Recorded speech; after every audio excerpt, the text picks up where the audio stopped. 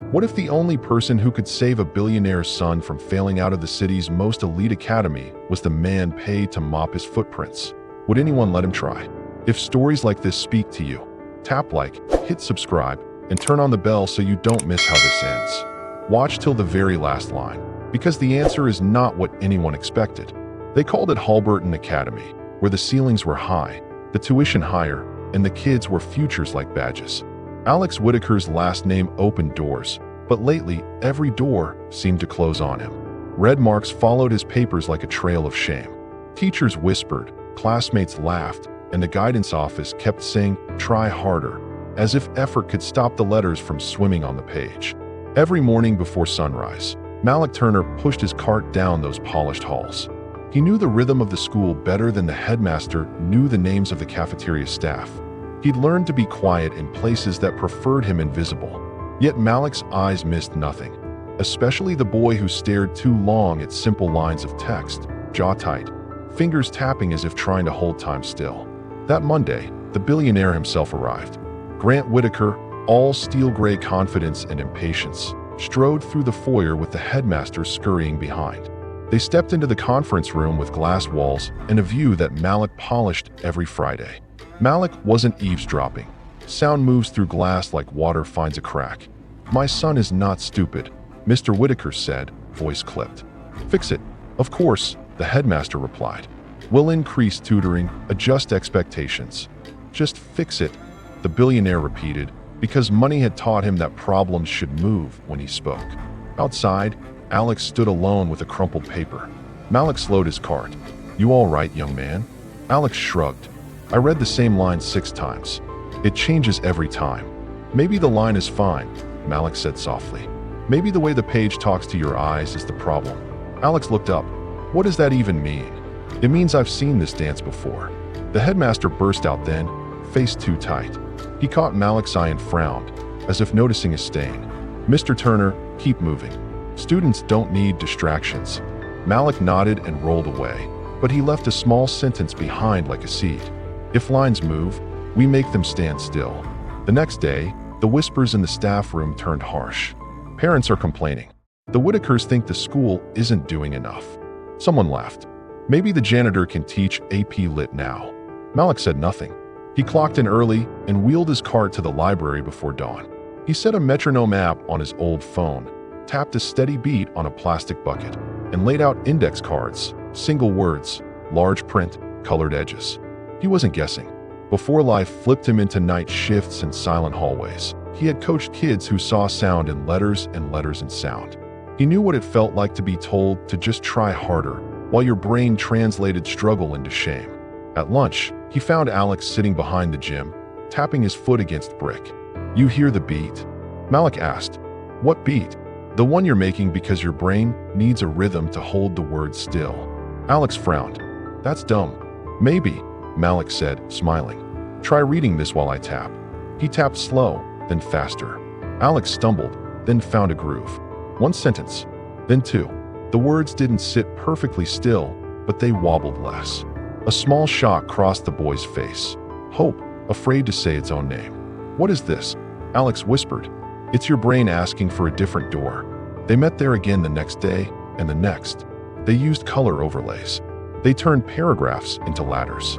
They read to the beat of Malik's bucket, then to the beat of Alex's own hand against his chest.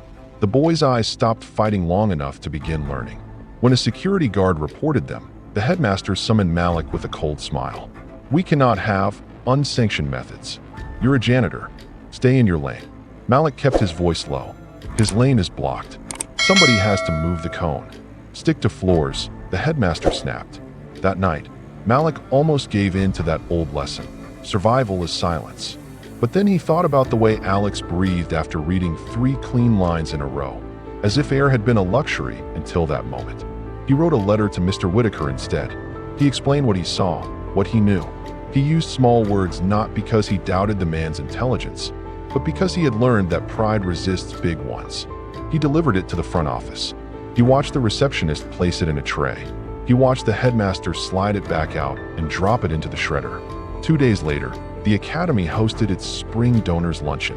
White linens, silver frames, The long glass room Malik polished shone like a mirror to a sky that never worried about mop water. Students read thank you notes from the stage. Alex stood, paper trembling. The headmaster sat forward, a warning smile stretched too thin. Alex began to read. First line clean, second line steady. He stumbled on the third, tapped the podium twice, found his beat, and kept going. His voice didn't grow loud, it grew sure. He told the room about books that felt like moving targets and hands that learned to catch them. He ended with 7 words that landed like a bell. Thank you, Mr. Malik, for the rhythm. Next turned. Eyes found Malik at the back with his cart and his quiet smile. Mr. Whitaker's gaze snapped toward the headmaster, then back to his son. After the applause, longer, thicker, honest, Mr. Whitaker crossed the room and stopped in front of Malik. What did you do? He asked. His tone wasn't accusatory. It was raw. I listened, Malik said. Then I kept listening. Mr. Whitaker swallowed. Come to my office. Today. In that office. Wood, leather, the kind of silence that expects good news. Mr. Whitaker waited while Malik took out a folder wrapped in brown paper. I clean the archives on Wednesdays, Malik said. Found this in a box labeled Facilities, 1999. It doesn't belong there. Inside was a thin file with a woman's name on the tab, Eleanor Whitaker, Alex's mother. A letter addressed to the headmaster, 2 headmasters ago, detailing a funded program for neurodiversity screening, teacher training, and assistive tools for any student who needed them. It was signed and endowed. It had never launched. Mr. Whitaker read like the paper might cut him. His face changed. The arrogance slipped. The father remained. Why would they? Because test scores decorate brochures, Malik said softly.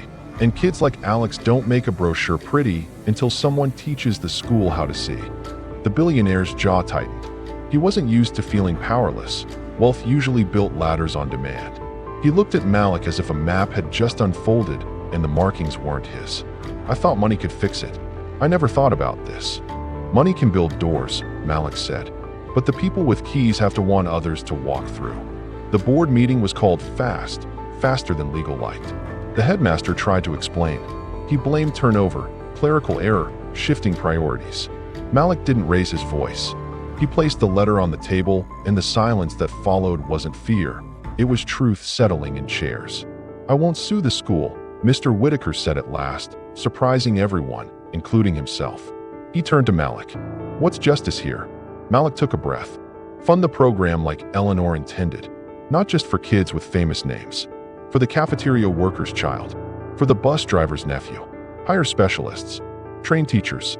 Stop telling kids to try harder when what they need is another door. And you? Mr. Whitaker asked. What do you want? Give the program a leader, Malik said. Someone who knows what it means when letters move. Someone the students already trust. You, Mr. Whitaker said, not as a question. Me, until you find someone with a degree you respect more. I'll hand them the keys myself. The vote was not close. The headmaster resigned before resigning could be called firing. The press release praised new commitments. Parents clapped at the next assembly like hope was a sport, and they were finally on the right team. Alex's grades rose, not to perfection, but to possibility. He learned that his brain wasn't broken. It was different, and difference can be a doorway. He started tutoring a younger kid who tapped his foot the same way. Mr. Whitaker returned to that glass room with his wallet and something heavier, humility. He attended training with teachers, sitting in a too small chair, letting a specialist show him how words can blur and still be caught. One afternoon, as sunlight spilled down the same hallway Malik had walked 1,000 times, the billionaire stopped him. I used to think floors were clean because someone somewhere decided they should be. Turns out, someone like you decided every day. I'm sorry I didn't see it sooner. Malik nodded. Seeing is the start. Keeping doors open is the work. He thought that would be the ending. Poetic justice. A father transformed. A boy freed from shame. A program named after a mother who never got to see it work. It felt right. Then, on a rainy Friday, Malik opened his locker and found a small brass key and a note in block letters. You opened one drawer. There's another. Basement. Records room B. Ask yourself why Eleanor's program disappeared and who made it disappear. He felt that old chill, how truth can be both light and shadow. He looked down the empty hall, then at the key in his palm. Some doors don't want to be opened. Some do. but you pay a price. What would this new key unlock? A mistake, a cover-up, or a betrayal with the Whitaker name on it? Malik Turner held the brass key like it weighed more than iron. The note had been blunt, Records Room B. Ask yourself why Eleanor's program disappeared. He waited until the building slept, when the janitor's cart became his disguise. The basement smelled of dust and secrets. The lock clicked, the door groaned, and there it was, rows of forgotten boxes stacked like tombstones. Malik pulled open a folder labeled Special Programs, 2000. Inside were memos, all stamped with rejection. One name appeared again and again, Headmaster Roland. Notes scribbled in the margins revealed the truth. Eleanor Whitaker had fully funded the reading program, but Roland had buried it, fearing it would lower standards and waste resources on unpromising students. In other words, he believed kids who struggled weren't worth saving. Malik felt his stomach twist. This wasn't neglect. This was sabotage dressed as policy. The next board meeting became fire. Malik didn't raise his voice. He laid the papers on the long mahogany table. Each line of prejudice, every dismissal, every stolen chance was exposed under the fluorescent light. Parents gasped. Board members whispered. Mr. Whitaker clenched his jaw, ashamed that his wife's vision had been smothered by men who measured worth with arrogance. The headmaster tried to brush it off as old history. Malik stopped him cold. History is never old to the children still living its consequences, he said. My son was one of them. He struggled through schools that told him to try harder instead of trying differently. He dropped out at 16, and I've carried that weight every night I push this cart. The room went silent. Malik had never spoken so openly about his own pain, but the truth had cracked open like thunder. This time, Mr. Whitaker did not hesitate. He slammed his fist on the table. No more silence. No more burying Eleanor's legacy. He turned to Malik. You won't just lead this program. You'll have my name and my resources behind you. Every child will walk through the doors my wife meant to open. The old headmaster's resignation was announced that night. Justice had been delayed for 2 decades, but it could no longer be denied. In the months that followed, Halberton Academy transformed. Colorful overlays, rhythm-based reading labs, and specialized tutors filled the once sterile classrooms. The program bore Eleanor's name, but its beating heart was Malik. Students who had been called slow became readers with voices strong enough to silence bullies. And Alex thrived. He wasn't perfect, but perfection wasn't the goal anymore. He stood at the podium at the end of the year, reading his speech without fear. His father watched with wet eyes, and Malik stood behind him with quiet pride. Mr. Whitaker approached Malik afterward. You gave me back my son, he said, voice breaking. And you gave me back my wife's dream. I can never repay that. Malik shook his head. Repayment isn't the point. Passing it forward is. The moral was clear. True wealth is not measured in dollars, but in dignity restored, in doors opened, in futures reclaimed. Prejudice had buried a gift, but resilience and truth dug it back up. And so the janitor who was once invisible became the man who changed an academy and a billionaire family forever.